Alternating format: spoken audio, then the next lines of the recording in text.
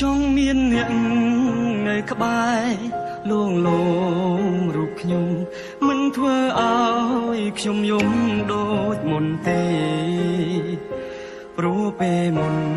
ខ្ញុំជួស្នេហាមិនពិតប្រាកដទេចង់រៀងរឿងស្នេហាបែបនេះព្រោះមនុស្សខ្ញុំស្រឡាញ់គេបានចាក់ចេញទៅបាត់ហើយគេមិនបានបន្សល់អ្វីឡើយឲ្យមកខ្ញុំសូម្បីតែអនុស្សាវរីយ៍ក៏គេបំភ្លេចចោលល្មមឈប់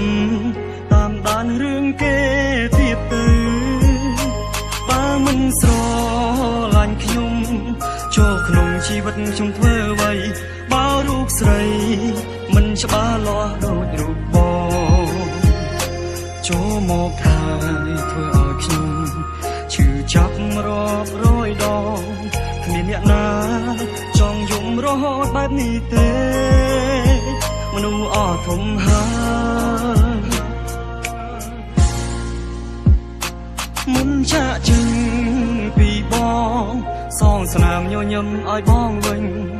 គុំទុកឲ្យបងឯកាម្នាក់ឯងបែបនេះបើអូនគ្មានជំរឿមិនបាត់បកក្រោយទេមាមេបងជាអ្នកដើរចេញវិញទើបត្រូវយើងចប់គ្នាចុង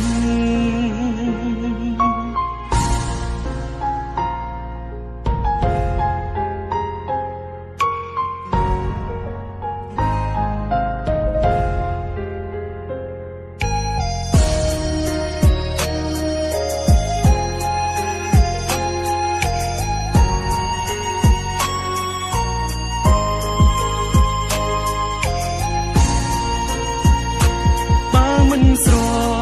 ឡាញ់ខ្ញុំចូលក្នុងជីវិតខ្ញុំធ្វើអ្វីបើរូបស្រីមិនច្បាស់លាស់ដូចរូបបងចូលមកហើយធ្វើឲ្យខ្ញុំឈឺចាប់រាប់រយដងគ្មានអ្នកណាចង់យំរហូតបែបនេះទេមនុស្សអស់ធំហើយមុនចាក់ចេញពីបងសងស្នាមញញឹមឲ្យបងវិញគុំទុកឲ្យបងឯកាម្នាក់ឯងបែបនេះបើអូនគ្មានជំរឿ